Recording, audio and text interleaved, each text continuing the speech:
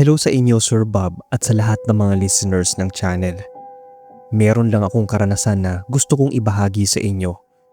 Tawagin na lang akong Ray, taga Legazpi City. Itong kwento ko ay tungkol sa nangyari sa amin ng mga barkada ko nang minsang puntahan namin ng gabi yung paaralan namin sa elementarya. Bali nasa high school na kami noon at ang balak sana namin ay tumambay. Pero nauwi sa pag-ghost hunting ang pagpunta namin doon. 5 kaming solid na magbabarkada nung high school na pumasok sa paaralang yon. May kanya-kanya kaming dalang flashlight. At dahil wala namang security guard ay malaya kami nakapasok doon. Naglibot-libot muna kami bago namin pinuntahan yung silid na matagal nang hindi ginagamit. Wala na yung bintana pero andun pa rin yung bubong at dingding. Sira na rin yung lock ng pinto. Bali pinasok namin yon. May iilan pang mga upuan na naroon kaya naghanap kami ng kahoy para gumawa sana ng maliit na siga. Doon na namin napiling tumambay.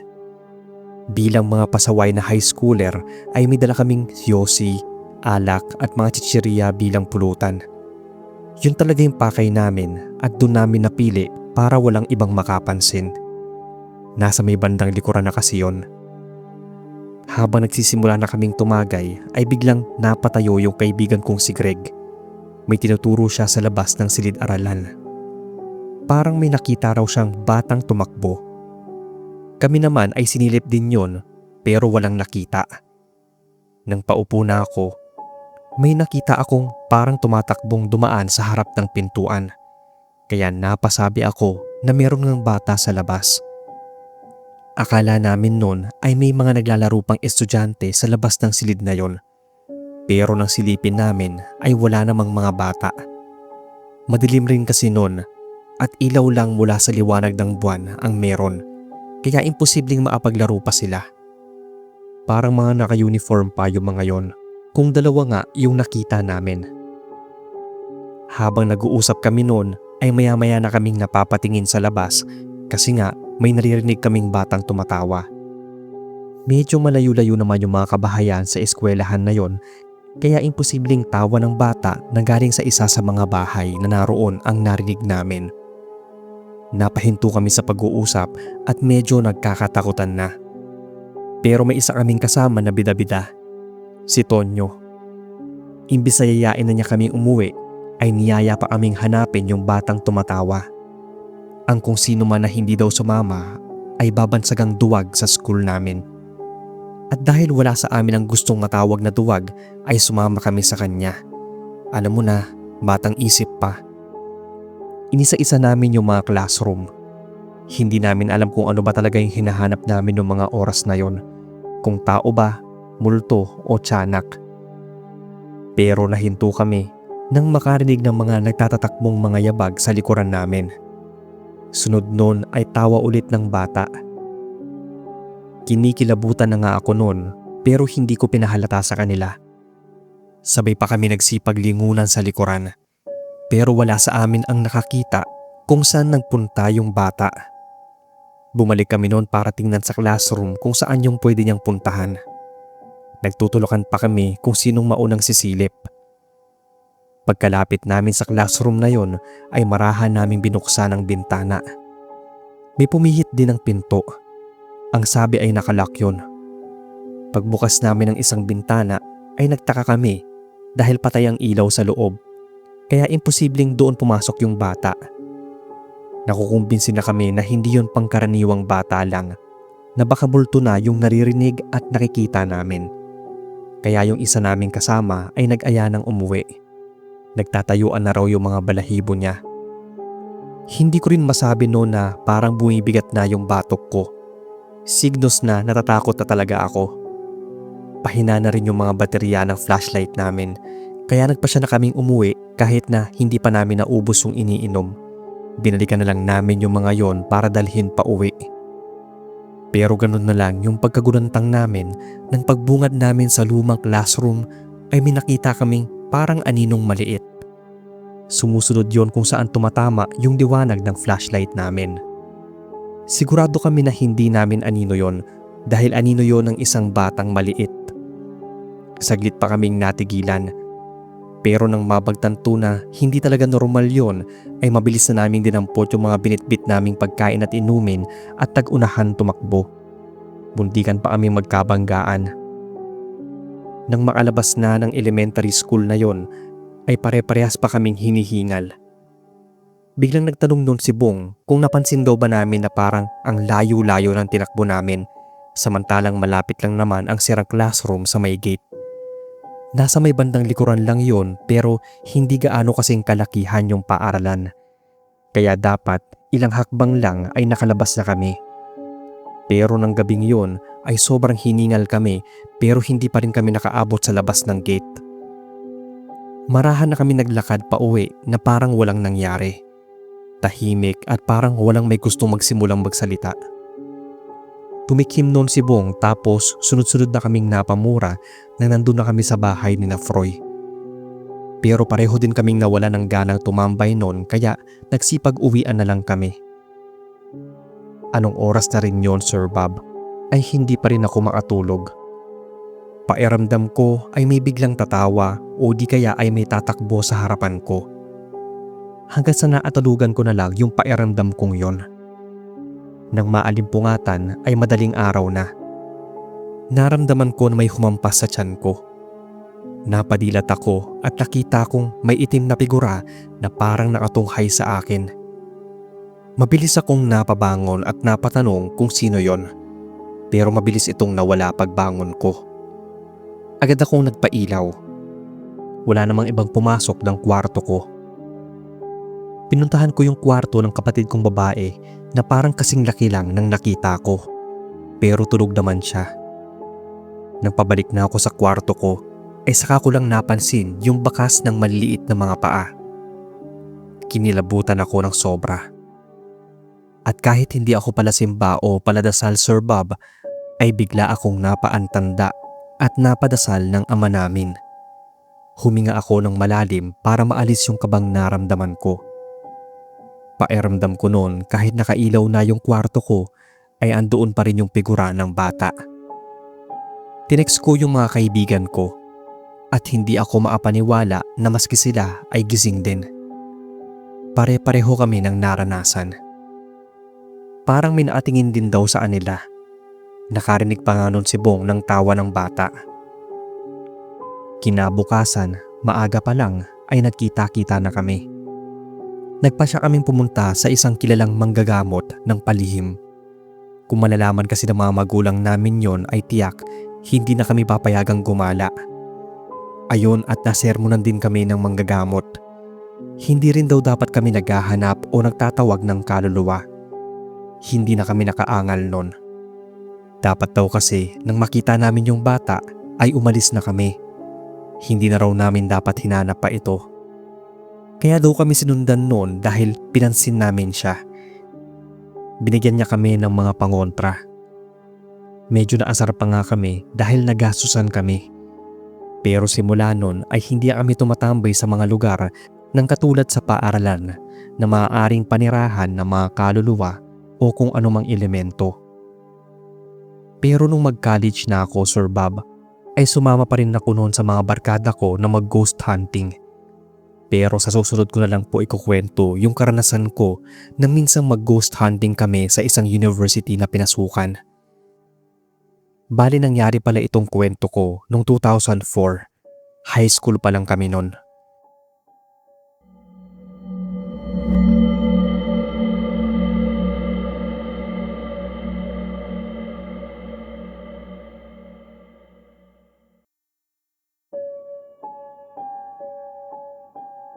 Mapagpalang araw sa inyo, Sir Bob, at sa lahat ng tumatangkilik at nakikinig sa inyong channel.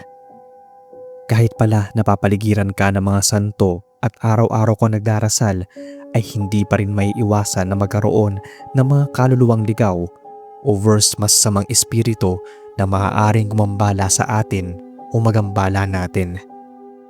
Ako nga pala si Priscilla, taga Iloilo. At ang kwentong ibabahagi ko sa inyo ay tungkol sa pangyayari sa Catholic school na pinasukan ko. Meron akong dalawang kaibigang sina Ann at Rose, di nila tunay na pangalan. Si Ann yung tipong mahilig sa mga pamahiin at madasalin sa aming tatlo. Si Rose naman yung matapang, adventurous at tahimik. Ako naman yung sinasabi nilang madaldal pero matatakutin. Mahilig po ako sa mga horror pero sadyang matatakutin ako. Kapag nanonood ako ng mga horror movies, mapapapikit ako sa mga nakakatakot na part, tas tatanungin yung mga kasama ko kung anong nangyari. Parang tanga lang, no?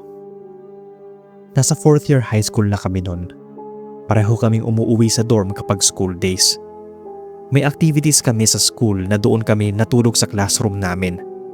Marami kaming natulog doon, siguro mga 15. Past 9 o'clock ay pinuntahan na kami ng teacher namin para sabihing matulog na.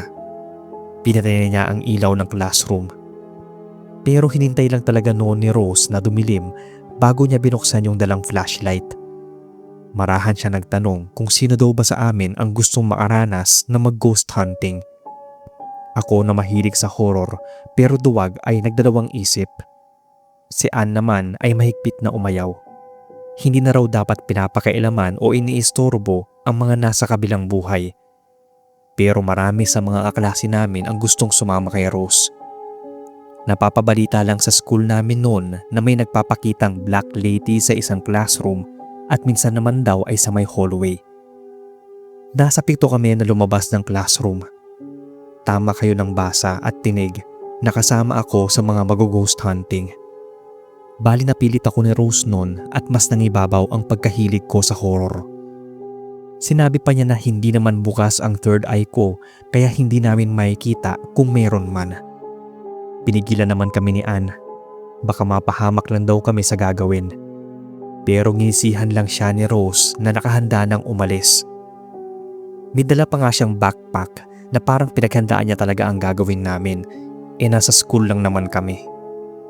Sinabi niyang hubarin namin yung mga suot namin sa paa hanggang sa makalabas kami ng building para hindi marinig ng mga guro yung mga yabag namin. Pagkalabas namin ng building ay nakahinga kami ng maluwag. Nilakad namin ng mabilis ang papunta sa kabilang building. Walang estudyanteng natutulog doon, kaya doon namin napiling magpaikot-ikot. May pinihit na doorknob si Rose at bumukas yun. Niyaya niya kaming pumasok. Agad siyang umupo sa sahig. Nagtaka ako kung anong gagawin namin. Pero nilatag na lang niya yung laman ng dala niyang backpack sa sahig. May mga dala siyang kandila at isang malapad na naatuping papel. Nang buklatin niya yon ay napasinghap at napamura ako. Ang sabi ko pa nga, "Gagi ka, Rose, ba't may dala kang ganyan?" Tanong ko sa kanya habang titig na titig sa papel na nakalagay ng katulad sa nakikita mo sa Ouija board. Ginisihan lang niya ulit kami at sumenyas na umpo na ng pabilog. Sinara namin yung pinto ng classroom at siniguradong nakasara ng maigi ang mga bintana. Nagtaka pa ako kung bakit hindi nakalock ang pinto ng classroom na yon. Sinabi niya na sira ang doorknob at hindi naman daw yun gaanong ginagamit. Napansin ko nga na walang gaanong gamit doon maliban sa ilang upuan at whiteboard. Matagal na daw talaga niyang gustong gawin ang Spirit of the Glass. Subukan daw muna namin yon bago kami mag-ghost hunting para daw sure na may mumu na magpapakita. Gusto ko nang umurong nun. Una, dahil takot ako. Pangalawa, dahil labag sa tinuturo sa amin ang magtawag ng mga kaluluwa. Nagawa na raw yon ng ate niya at mga barkada nito. At may isa daw talaga sa kanila ang nakakita ng itim na figura o anino. Kahit medyo labag sa akin yon ay napilitan ako dahil lahat sila nagsiupuan na. Sinagawa na namin ang Spirit of the Glass. Parang expert pa nga na nangunguna si Rose. Naapikit kaming lahat. Pero hindi ko maiwasang sumilip. Medyo kinabahan ako nang biglang mamatay yung apoy ng isang kandila. Lahat sila ay dumilat nang marinig ako na parang nagulat. Napakamot ulo si Rose. Medyo nainis pa siya dahil nga sumilip ako. Tumayo siya noon at tinanong kung sinong umihip ng kandila. Bakit raw namatay? Doon lang namin na-realize na hindi nga yun dapat basta-bastang mamamatay dahil wala namang pumapasok na hangin. Bigla akong napatayo at mabilis silang niyayang bumalik na sa classroom na tutulugan namin. Akala ko ay susunod na sila sa akin nang magsipagtayuan na rin sila. Yun pala ay tutuloy nila ang mag-ghost hunting.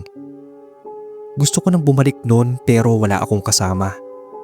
Hindi ko alam kung bakit halos lahat sila ay sabik na makakita ng multo. Habang naglalakad kami sa hallway, sabay-sabay kaming napahinto nang marinig ang pagsitsit. Napapigkas kami ng patay sa pag-aakalang nahuli kami ng gwardya. Marahan akong napalingon. Wala namang ibang tao. At dapat kung guard yun ay minaatutok ng flashlight sa amin. Sabi ni May, wala naman daw yung guard, kaya nagpatuloy lang kami sa paglalakad. Sina Julie at Alexa ang nasa pinakalikod ko. Bigla na lang napahiyaw si Alexa. May bumangga daw sa braso niya. Napatingin siya kay Julie na normal lang naman ang lakad. Tinawag niya kami noon at nagtanong kung sinong bumangga sa kanya. Nahulog daw yung hawak niyang rosaryo, nakakadukot lang niya mula sa bulsa. Saktong pupulutin daw niya yon nang may biglang sumagi ng braso niya na muntikan na rin niyang kinatumba. Ang lakas kasi. Kami lang naman daw ang nasa unahan niya, kaya isa sa amin ang bumangga sa kanya. Nagkatinginan kami ni Rose. Paano namin siya mababangga nasa unahan naman kami mula nang lumabas kami ng classroom? Sino raw yung bumangga sa kanya? Medyo naiiyak na siya nun. Sinabi namin na wala talaga sa amin. Nagdadabog siya papunta sa unahan. Pero ang nangyari ay wala sa aming gusto magpahuli.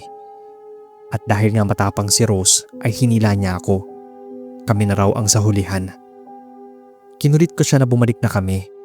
Pero last na lang daw at pupuntahan namin yung science building.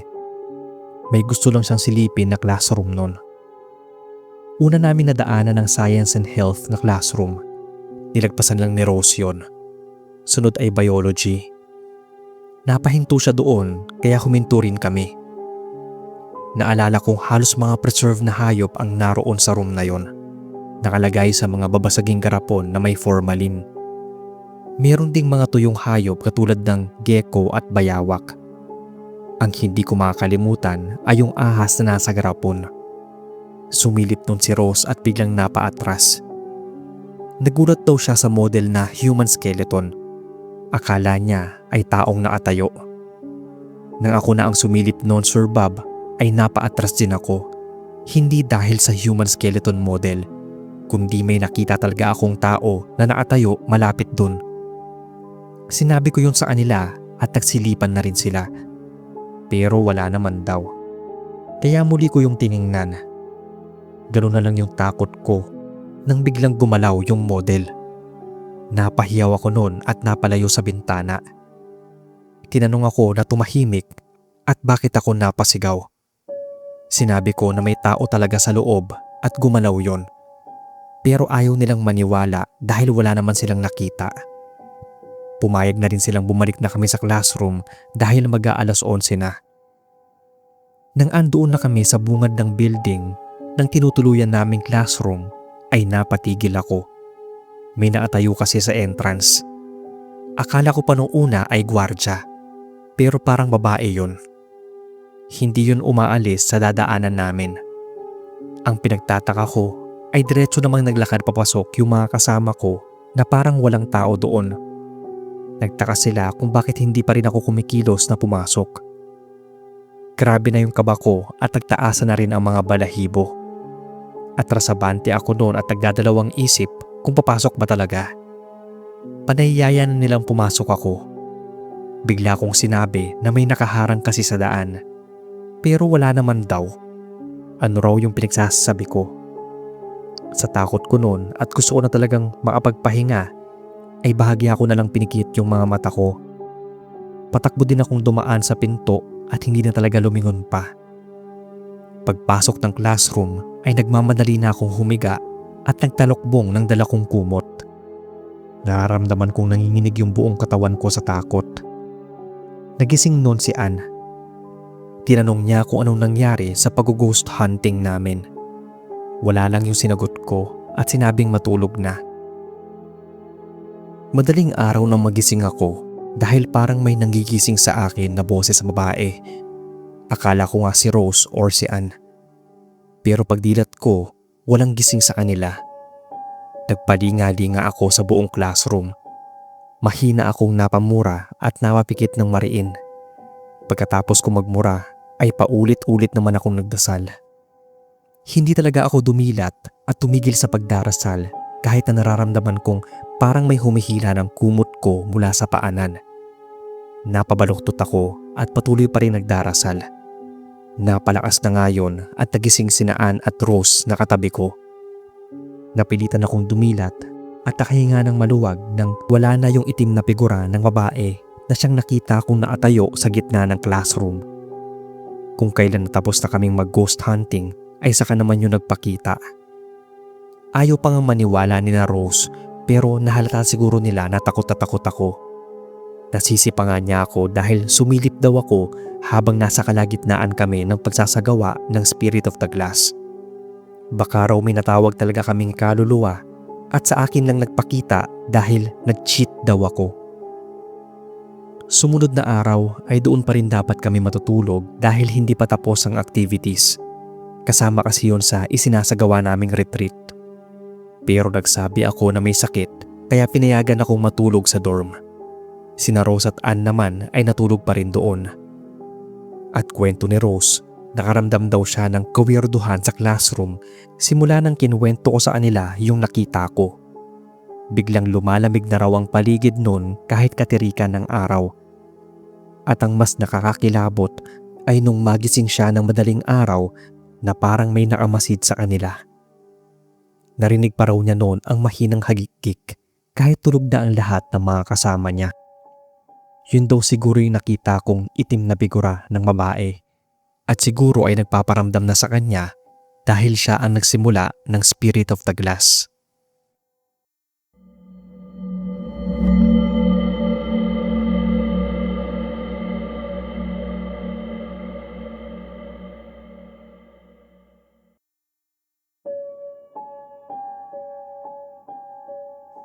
Hi Sir Bob, share ko lang po itong maiksing kwento ko about sa nangyari sa high school na pinapasukan ko noon.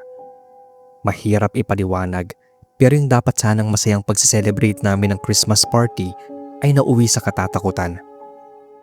Nasa high school ako noon. Just call me Pia from Aklan. Working na dito sa Manila at recently lang ay napainggan ko ang mga kwento nyo sa channel. Kaya naman naisip kong i-share na rin itong experience ko. Gabi na nang matapos yung Christmas party at parang kami na lang ang naiwan noon sa school. Cool kasi yung teacher namin. Shoutout pala sa kanya pero hindi ko napapangalanan. I know pag narinig niya to at malaman din niya na it's either ako o si Seth ang nagpadala ng kwento. Si Seth pala ang male best friend ko. Siya ang may pakana ng lahat. Kaya ginabi kami noon dahil nanghiram pa siya ng video sa tito niya. Tuwang-tuwa naman yung cool teacher namin dahil hilig din niya ang kumanta. Bahala na raw kung masita siya kinabukasan. Itong si Seth, nang lumabas kami saglit para magsauli ng ilang upuan, ay biglang may naisip na kalokohan. Ano raw kung magdibot-dibot muna kami sa school? Gusto raw niyang makita yung ibang decorations sa mga classroom. Nagkaroon kasi kami ng pa-contest noon sa may pinakamagandang design ng classroom. At i-announce yon after New Year pa, kaya intact pa yung bawat designs ng mga classroom. Pero hindi lang doon natapos yung paglilibot namin dahil muli siyang nakaisip ng nakakalokong ideya. Ano kaya habang naglilibot kami ay mag-ghost hunting na rin kami? Kasagsagan pa naman noon nang may napoposes sa school namin at may isang estudyanteng nakakita raw ng madre sa isang classroom pero bigla ring nawala. Ang nakapagtataka kung bakit madre, hindi naman Catholic school yon o kumbento. Pero ang sabi, di naman daw talaga madre yon, kundi nanggagaya lang. Lalaki daw talaga yon. Pero matagal ng panahon na raw yung kwento na to. Medyo kinakabahan kami noon pero sinakyan namin yung kalokohan ni Seth. Nagtawanan pa kami habang naglalakad sa hallway. Nang biglang may tumawid sa dulo. Mabilis yon na para daw nakalutang. Ang nakapagtataka ay madilim sa parting yon. Apat kami na nagkunwaring matatapang. Pinagbubukas namin yung ilaw ng hallway. Papatayin naman pagbalik. Wala na yung guard noon dahil maagang nagsipag-uwian. Si cool teacher at ibang mga klase namin ay nasa classroom pa at nagliligpit. Kumbaga, takas talaga kami. Nang may nakita kaming dumaan ay mabilis naming hinabol yon. Pero hindi na namin nakita pa. Hinanap pa nga namin yon hanggang maarating na kami sa cafeteria. Madilim talaga doon, kaya nagpasya na kaming bumalik dahil baka iwan na nila kami. Habang naglalakad ay may naririnig pa akong ibang yabag. Mabigat yon at parang sinasadsad ang sapatos sa sahig. Yung parabang tamad na tamad iangat ang paa. Napalingon ako. Walang ibang tao pero andoon ulit yung ganong tunog. Tiningnan ko yung mga kasama ko na naglalakad. Lahat sila ay maayos namang inaangat ang mga paa. Nang bigla akong huminto. Huminto rin yung tunog pero yung tatlo ay patuloy pa rin sa paglalakad. Wala sa kanila ang naririnig ko. Naglakad na ulit ako noon at andoon na naman yung tunog na yon na parang ako lang ang nakakarinig. Kaya patakbo na akong nauna sa kanila. Ganun na lang yung kilabot ko nang parang may dumaan na hangin sa tagiliran ko. Yung parabang sumagi yun sa braso at batok ko kaya agad nagtayuan yung balahibo ko. Kinikilabutan talaga ako, sabi ko sa kanila. Minadali ko na silang magbalik ng classroom. Nakapagligpit na sila at kami na lang yung hinihintay. Nang paalis na kami sa classroom na yon, Sir Bob, hindi ko alam kung bakit parang may bumubulong sa akin. Hindi ko napigilan yung sarili ko. Napalingon ako sa may building kung saan kami nagpunta.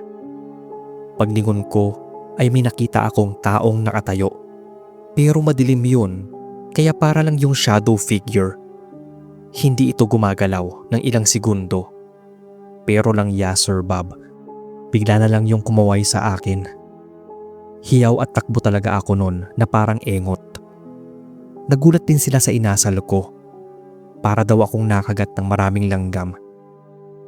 Wala akong kibo nang pauwi na kami. Ayoko ring isipin yung nakita ko dahil baka hanggang panaginip ay sundan ako. Doon na nagsimula na makakita ako ng mga elemento at multo.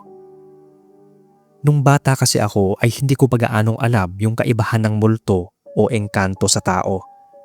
Pero that time, hindi na tao yung kumaway sa akin. Dahil kung tao yon, hindi yon magpapaiwan sa dilim. At lalong hindi ko makikita yon na nakalutang.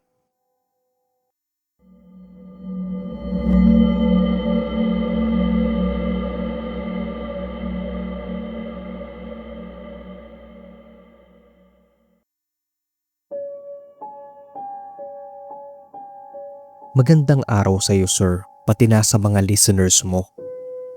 Tawagin na lang akong El, taga Pangasinan. Itong i-share kong kwento ay tungkol sa nangyari sa akin nang sumama ako sa mga pinsan kong mag-ghost hunting. Actually, sir, nasa elementary pa lang ako nang mangyari ito, taong 2003. Grade 5 pa lang yata ako nito at high school naman yung mga pinsan ko. Hindi naman dapat ako sasama. Kaso ay inutusan nila akong humiram ng flashlight kay Lola. At pagkaabot ko sa kanila ay napatanong ako kung saan ba talaga sila pupunta. Nagbiro pa nga ang mga ito na maghahanap daw ng aswang. Pero biglang sumabat yung kapatid nilang maliit na hanap daw sila ng multo sa school namin. Hindi ko inintindi yung sinasabi nilang maghahanap ng multo. Basta nang sabihin nilang pupunta sila sa paaralan namin ay nagpumilit na akong sumama. Akala ko rin ay joke lang yun ng pinsan kong maliit. Pero totoo pala talaga na mag-ghost hunting daw sila. Hindi pa uso noon yung mga gadgets. Flashlight lang na sinamahan ng lakas ng loob ay pwede na. Bali 3 silang lalaki at 3 din kaming mga babae. Palagi akong nasa hulihan dahil kinakabahan na ako habang sinasabi nila na wala namang multo dito, doon tayo. Sabay lipat sa kabilang classroom. Hindi naman nila binubuksan yung pinto o bintana. Sumisilip lang sila sa mga siwang o butas. Nung isang araw lang daw kasi noon ay ginawa rin ng ibang kaklase nila na mag-ghost hunting doon. Kaya gusto rin nilang masubukan kung talagang nakakatakot ba. Sa dilim ako takot, kaya panay kapit ko sa pinsan kong si Ate Angel. Lalo pa at inaasar din ako ng mga pinsan kong lalaki. Bakit daw ako sumama pa kung natatakot din naman? Napahinto sila sa pangaasar nang mapadpad kami doon sa classroom na may malaking puno sa likod. Dati daw nung nag-aaral pa sila doon ay hindi sila pinapapunta ng mga guro sa likod. Mariit daw kasi yun at baka kung anong mangyari sa kanila. Dala ng pagiging isip bata ko noon at inaasar nila ako ay sinabihan ko silang mga duwag pala. Kami nga kako ay naglalaro doon kapag walang teacher. Mahawan na kasi doon at madalas kaming nagdilinis. Wala na ring sinasabi ang mga teacher namin na bawal pumunta doon. Kaya nasabi ko yun sa kanila. Ang sabi naman nila ay sige nga raw at puntahan ko. Basta kako sumama sila. Matapang talaga akong naglakad papunta sa likod. Medyo nag-aatubili pa silang sumama. Asar ko sa kanila, wala pala kayo eh. Medyo boyish pa kasi ako noon, kaya kapag naiinis ako sa mga pinsan kong lalaki ay pinapatulan ko talaga. Sumunod na nga sila. Pagdating doon ay lumapit ako sa puno at hinimas-himas ko ang katawan nun. Dito nga kako kami madalas tumambay sa tanghali kapag naghihintay sa teacher. Nang biglang may umalulong na aso na hindi namin alam kung nasaan. Nagulat kami at natakot kaya nagtakbuhan kami palabas. Pagdating sa bahay ay tawa pa kami ng tawa. Kanya-kanyang asaran kung sino ang pinakaduwag. Nang matutulog na kami ay nangati ako bigla. Kaya sinabihan ako ni mama na maglinis muna ng katawan dahil kung saan-saan daw ako nagsusuot. Paghubad ko ng damit ay may nakita akong parang pasa sa tagiliran ko. Yung parang kinurot ng matagal at masakit pag hinahawakan. Nang magsasabon na ako sa braso ko ay may pasa at may ganun din na parang kinurot. At kahit saan ko hawakan para sabunan yung katawan ko ay nananakit. Napatawag ako kay mama. Tiningnan niya yung buong katawan ko at muntikan na rin niya akong makurot kung hindi ko sinabing masakit ang balat ko kahit madampian lang yon. Saan raw ba kami galing at bakit may mga ganun ako? Sinabi ko sa kanya yung totoo. At yun nga, nakatingin ako ng pingot sa tenga. Alam ko na raw na mariit dun sa likod ng classroom ay nagpakitang gilas pa ako. Buti na lang nun sir, sa lugar namin ay maraming manggagamot o albularyo. Agad akong dinala ni mama sa albularyo. Talagang makakatikim nga ako kapag may nasagi akong ganoon sa lugar. At yun nga po, nakatikim ako ng palo pagkatapos akong gamutin at gumaling. Akalain ba naman na itim na duwende daw ang nasagi ko? Hindi galing sa punong yun, kundi dumadaan lang daw yun. Hindi pa ako agad gumaling. May nanggulo pa sa pagtulog ko. Maliit na boses yun at parang may tumutusok-tusok sa katawan ko na sobrang sakit. Kaya binalik pa ako noon ni mama sa albularyo. Pagkatapos akong pahiran ng kung ano-ano ay kailangan ko pa daw humingi ng tawad. Inasar ako ng mga pinsan ko. Pero hindi na ako naipag-asaran pa dahil kasalanan ko naman. Ang ending, yun sanang pag-ghost hunting namin ay nauwi sa pagpaparusa sa akin ng duwende. Hindi pala multo ang kailangang katakutan sa school namin kundi mga elemento.